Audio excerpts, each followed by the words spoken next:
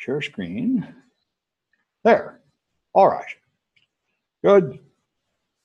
I can turn off the sound and hopefully things will be back under control. Let me just check this. Oops, audio options, not that. Audio options.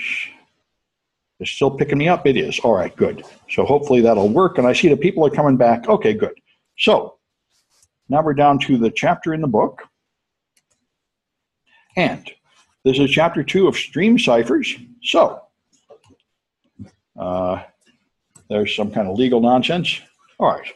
And all right. So here's stream ciphers. The stream ciphers and block ciphers are both usually symmetric ciphers, although asymmetric ciphers, all the ones I know are block ciphers. It may be they all have to be block ciphers. In fact, I think by design they pretty much have to be. Anyway, we're only talking about symmetric ciphers tonight, the old-fashioned kind. So here's a stream cipher. You create a key stream of bits coming in, and you have some plain text bits coming in labeled X, and you combine them to create the outgoing encrypted bits. And usually you just XOR them. So if the key is 1, you flip the bit, and if the key is 0, you don't flip the bit. But the point is you just encrypt a stream of bits 1 bit at a time, and the math involved is finding some way to generate that key stream from some key that you can transmit. All right, and block ciphers, you have to have a block of data. It's typically 8 or 16 bytes. And then you have to take the whole block and run it through the key, some kind of algorithm. And then you make another block of 8 or 16 bytes and do it again and again. And that's how it goes. Block ciphers, therefore, have a problem in that they have to, if you put in some odd amount of data, like 9 bytes, you end up with a block that's not full. And you have to fill it with padding. And there's a whole series of attacks that involve attacking the result of that, called padding oracle attacks, where you carefully, maliciously send something that is just a little bit too long. So most of the stuff that's encrypted is in fact padding and predictable, and suddenly it becomes easier to crack the key because there are not so many possible inputs. Anyway, so that's the game here. Stream ciphers encrypt the bits 1 at a time. They're typically smaller and faster, less code, less RAM, and they're common, therefore, in embedded devices like phones. Block ciphers always encrypt a whole block, and they're typically what you use on the internet. Some versions of HTTPS have been using RC4. In fact, RC4 is the main stream cipher in use. And in fact, we've had kind of a maddening series of attacks on HTTPS. First, there were a bunch of padding oracle attacks like Crime and Beast. And so every time one of those would hit, people would go back to RC4. But RC4 has a serious vulnerability because RC4 is not white. White means the frequency distribution. If you encrypt random bytes with RC4, you don't have an equal chance of getting every byte. The byte 127 is slightly more likely to come out. And that means if you just encrypt billions of bytes, one of them is going to be more likely you can tell what it is. That leaks some information about the key. So that's another. So one attack would defeat RC4, so people go back to the block ciphers. Then the padding oracle attacks would work, so they go back to RC4, and we've been jumping back and forth all these years. Both of them have their defects. Currently, RC4 seems to be really on the way out. They're just tired of that non-whiteness. It's making them abandon it, and they're just trying to fix the problems of the block ciphers. All right, so a stream cipher. You have plain text data coming in here as X. You're putting your key stream, S, and it turns into enciphered stuff, Y, which you send over the internet where everybody can see it.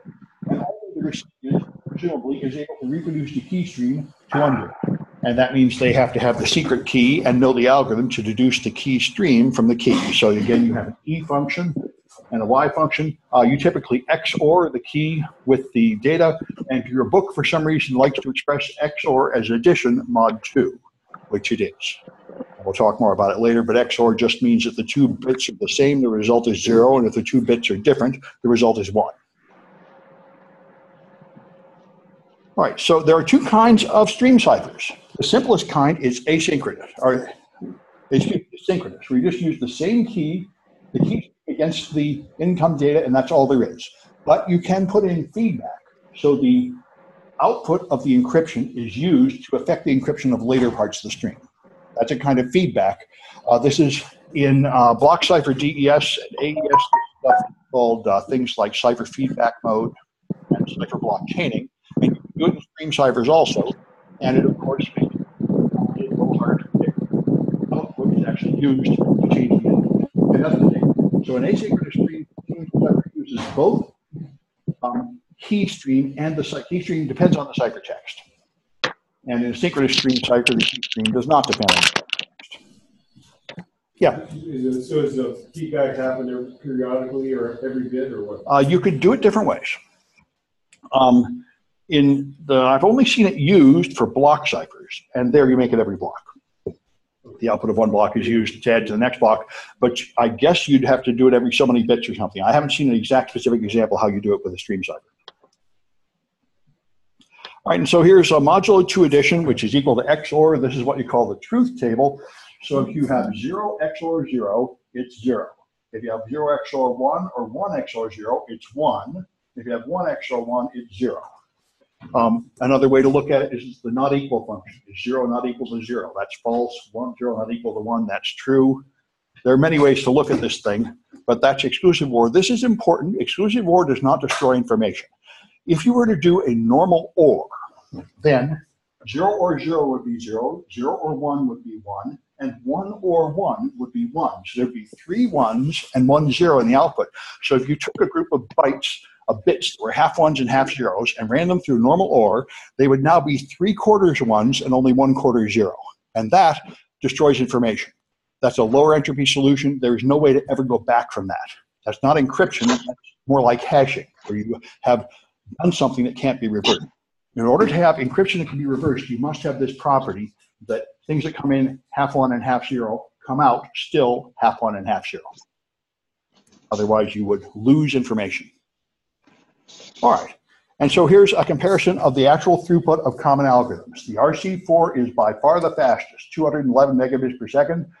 AES is the next fastest because it is the first symmetric cipher approved by the US government. Well, DES was long ago. Long ago, DES was approved in much more primitive computers, and it was pretty fast. Triple S was a rushed product out, just try to fix the computer security holes in DES, and as you can imagine, it means you have to do 3 cycles of DES, so it's going to be 3 times slower. And so it was considered a lousy alternative. That was some way to quickly patch your DES infrastructure, but AES was the next step up, where you just throw away DES entirely and have a superior cipher, which also goes fast, because these are designed not only to be secure, but to be fast. That's how you win the contest and get the National Institute of Standards to approve your cipher. So an RC4 is, of course, even faster. All right, I got another Kahoot about this stuff. Let's see what you think of that. I'm going to leave. I don't care about saving it. Here's chapter 2A. That sounds right. Here's chapter 2, I hope. It is chapter 2. All right. So, classic.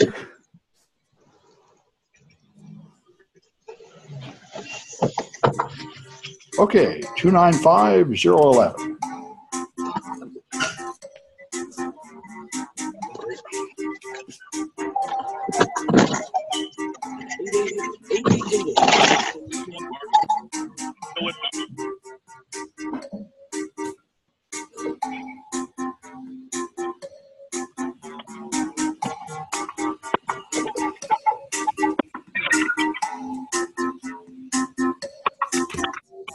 All right, I'll wait another 5 or 6 seconds, see if I get any more.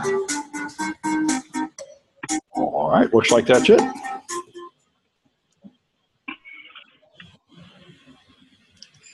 All right, what cipher encrypts bits one at a time?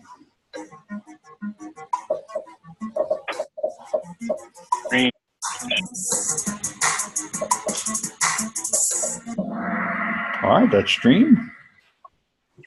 All right, which one generates the key stream by combining the key and the ciphertext?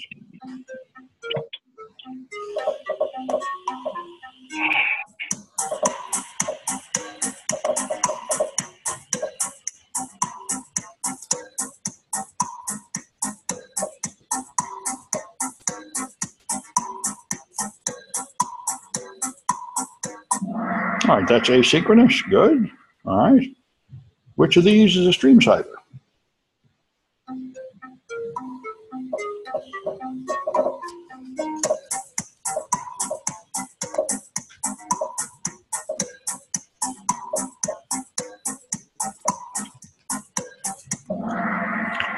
That's RC4, good. All right.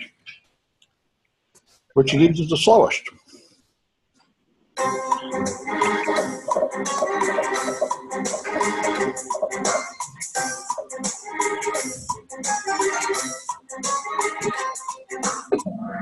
right, triple dash. One that was never really approved for use. Which one requires padding?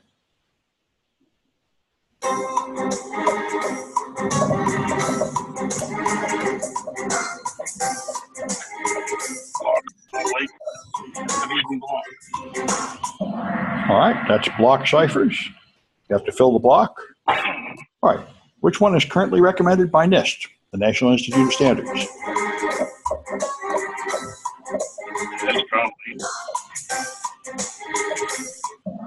All right, good. Everyone knows their AES.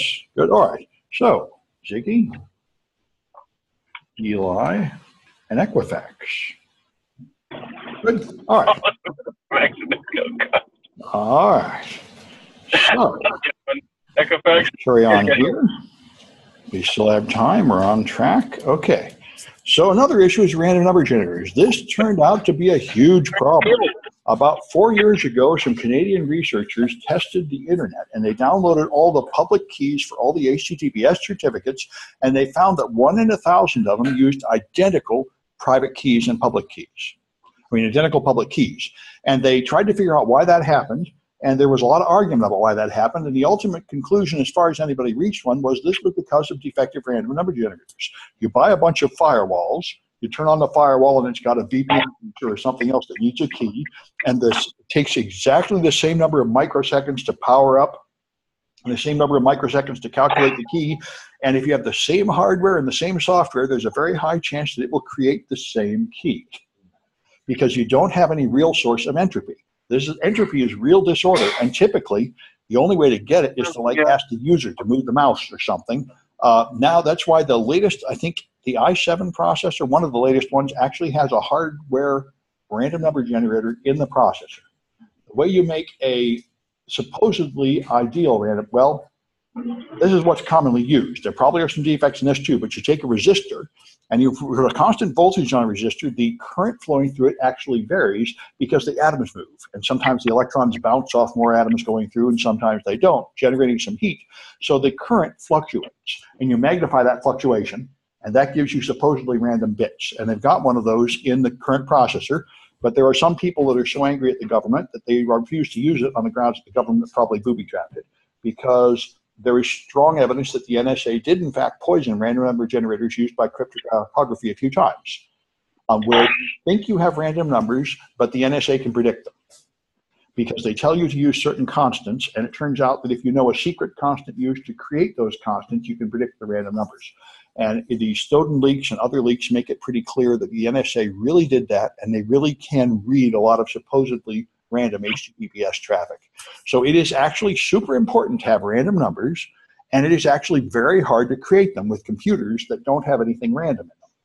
Yeah? Is the last TrueCrypt security word is over? I don't know if anybody really made up their mind. TrueCrypt, I don't think anybody ever found a significant flaw in it, but the developers gave up after Windows Vista came out, because then Microsoft had their own encryption, and so did Apple. So they said, we're just not going to support it for anything after XP. Then some people split fortune and made VeraCrypt. Then someone was going to do a security audit of it. And I think that audit was completed, and they said it looked pretty good. So as far as I know, TrueCrypt is pretty good.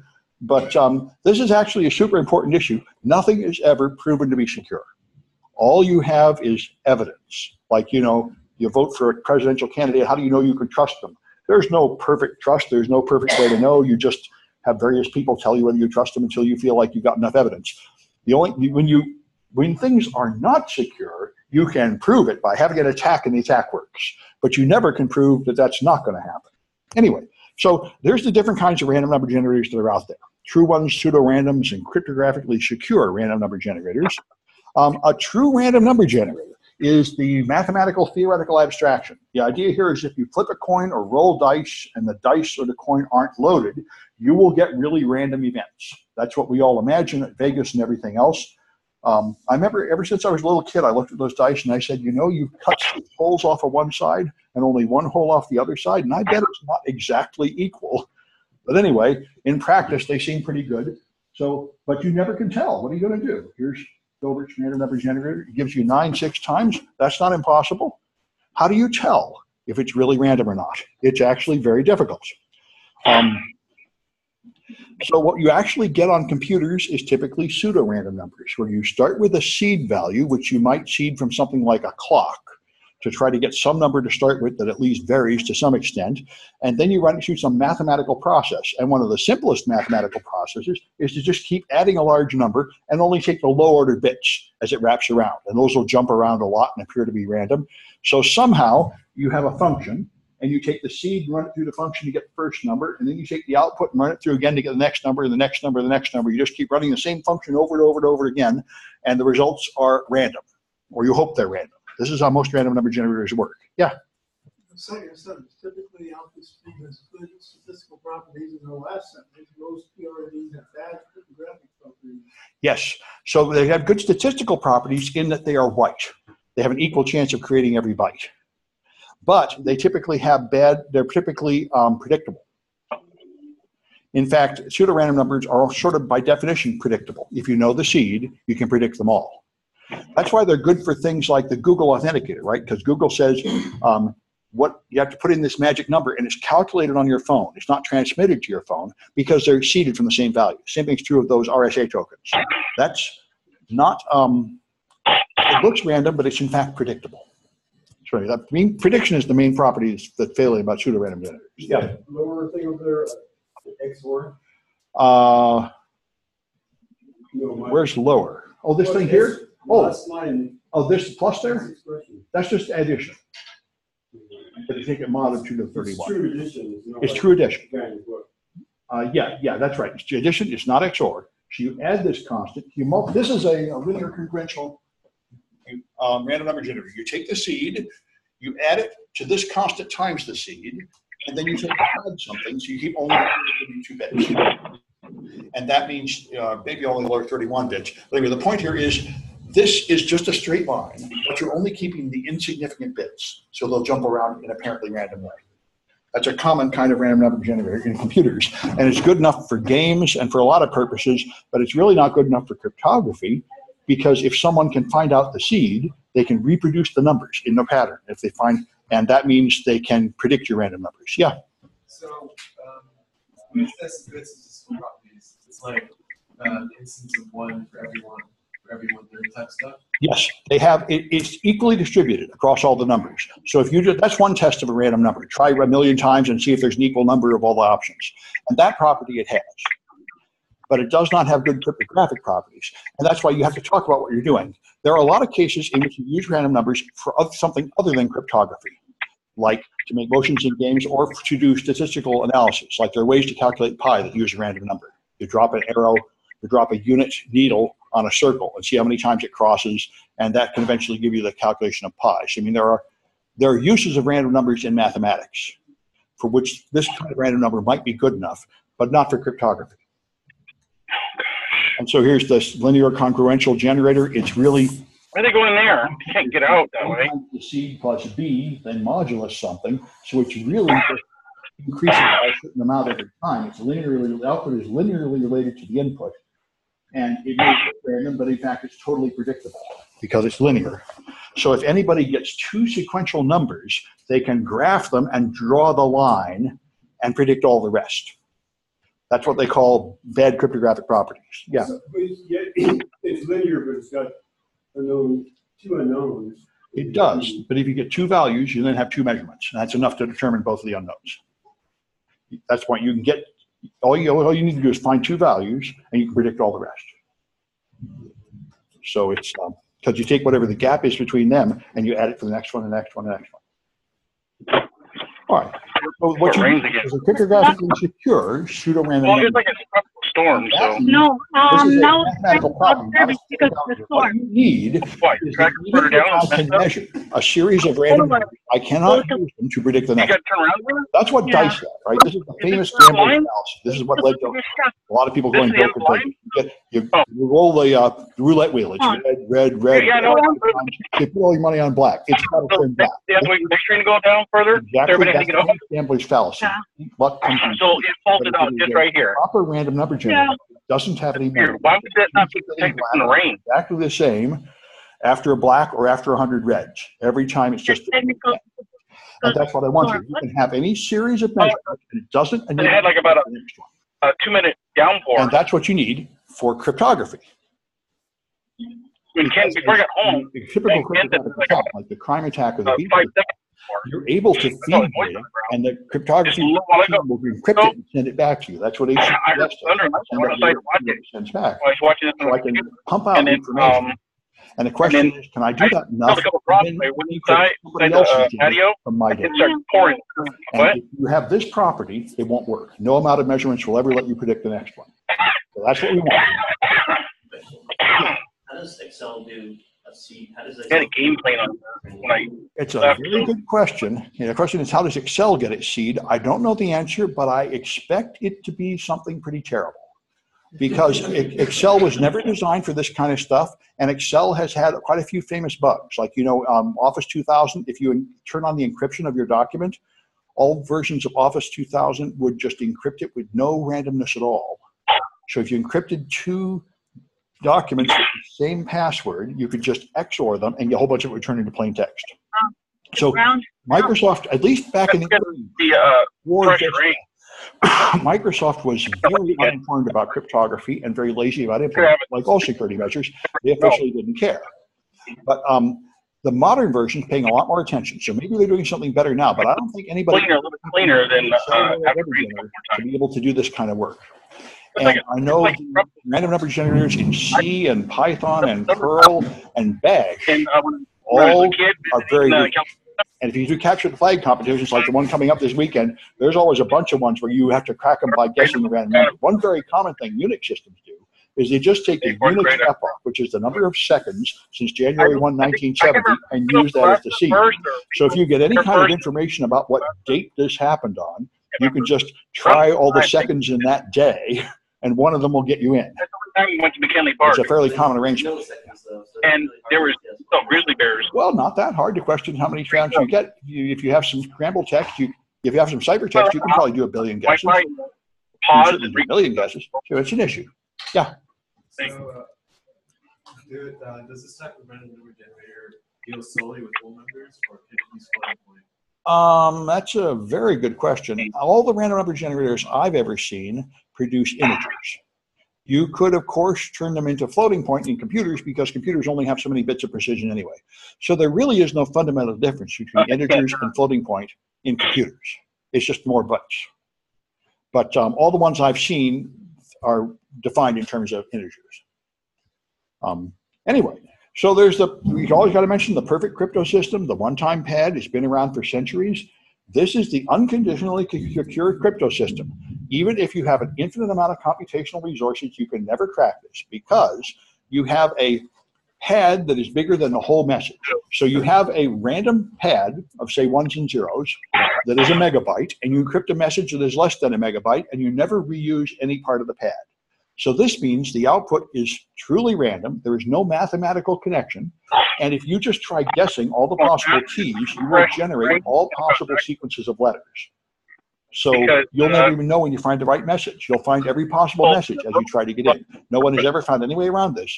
So this is a perfect system, and it's occasionally used in computers. The only problem with it is key distribution. I can only use it after I've delivered a key to the recipient that is longer than the entire message. And I can never reuse any part of the key. So it's kind of useless because if I have some secure way to deliver this giant key, I could just use that way to send my message. So it's only useful for special cases. And there are some cases where it is used, but almost never. You certainly can't use it for online shopping. I put in google.com. I now want to buy something from Google. I don't have any way to deliver a Onetime Pad to Google, and they don't have any way to deliver one to me. We need to use some other system that can communicate over the internet without a trusted separate channel to deliver the key. So this is fine, but and perfectly secure if you can somehow do it, but very difficult to implement in practice. I didn't bring a raincoat. I hope you people did. Anyway, They get rain over there. yeah. Well, I don't have any lightning code anyway. I guess a tinfoil hat would help. Anyway, so all right. So here's what people actually use in a lot of cases is linear feedback shift registers. So you make linear circuits. This is the and then you combine them. So you have many layers of it. So this makes a somewhat random number, and then you combine it with the next and feed it back. So you have several imperfect random numbers that are then combined with feedback to make a better one. And I don't plan to struggle with the details of this. This, by the way, is what Dan Kaminsky advocated at DEF CON about 3 years ago. He was one of the many people that started researching the random numbers on the internet in digital certificates where you have to have random numbers to make the keys, and found out that they aren't random enough. A lot of them are identical. And he said, if you want to make a better random number generator on a computer, one thing you could do is combine several clocks. It turns out there are like 3 different clocks in your computer that work differently. One is the clock cycles, one is the real-time clock to tell the time of day. And if you sort of combine several clocks, then you end up with a more unpredictable number. That's what he was recommending, which is like this. You take imperfect systems and mix them together to make it harder to predict. And apparently, in practice, this makes a pretty good random number generator. But I hope you're getting the clue here. Everything in cryptography is a whole lot less beautiful, precise, and clean than you might want it to be. The math is nice, but you can never prove that anything is secure. All you can say is nobody has found a way in yet as far as we know. And you can prove that certain attacks are very slow. Yeah? Are each of these methods dependent on certain hardware? Yeah, these are designed to make easy to make with modern integrated circuits. But yeah, and that's the game. Here's an example of a linear feedback register, which I don't plan to go through the details too much, but it just has several stages that then feed back and are combined together to try to remove the patterns that one Paar puts in. And so anyway, there's the many stream ciphers do use a combination of linear shift feed registers. By combining several of them together, you end up with something that is more random. Yeah. Do the EFF use something like those shift registers for decryption? Well, decryption. And The EFF, are you talking about when they cracked DES? there's only like half one left. They cracked DES in the 90s. No, they had a special chip just to do it called Deep Crack. They made a special chip that did DES really fast. And then they used a brute force attack. They deliberately used a brute force attack. See, you can use smart attacks where you don't have to try all keys. And that proves that a particular crypto system is wrong. But they wanted to kill DES totally. So they proved that it was vulnerable to a brute force attack. And that means even if you are stupid, you can still get in. There's never any way to resist a brute force attack. If you could actually try every possible key in a reasonable amount of time, that system is junk. Then even if I don't have any added intelligence, I can still get in. And that's what they proved. At that point, you have to abandon it. That was their goal, was to, just like any ethical hacker, to shame them into admitting that this system was no good and we need a better system. Yeah?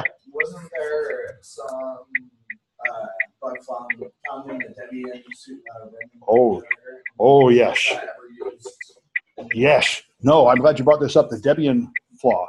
About 4 or 5 years ago, they found when they made it come up with the next version of Debian, the root of Debian, which reflects a bunch of all the Debian-based distributions like now Kali, although I don't think Kali was based on Debian at that time. And when they compiled it with some updates, they had a compiler error.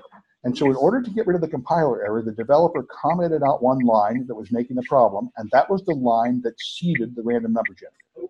So all the random numbers were not random. They were all drawing from the same series of numbers for about 2 years before anybody noticed.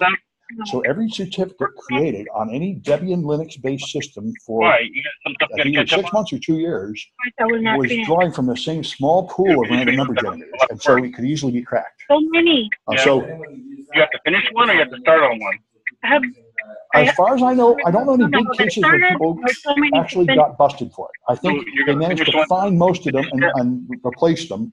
But one thing that's important is there are keys on Windows systems that were in fact generated on Linux systems. You buy a certificate from somebody. They might have generated that certificate on a Linux system and you don't even know that. So it's pretty harsh. And that's the problem. And that's why Bruce Schneier said at TrustyCon, I went to, he said, you know, if you're going to poison crypto systems to give the government a backdoor, the best way to do it is to poison the random number generator. Because you really won't get caught. Nobody can tell they aren't random, and really it accomplishes no bus. No bus is what the government wants. Nobody but us. They want a secret backdoor so the NSA can get in, but nobody else.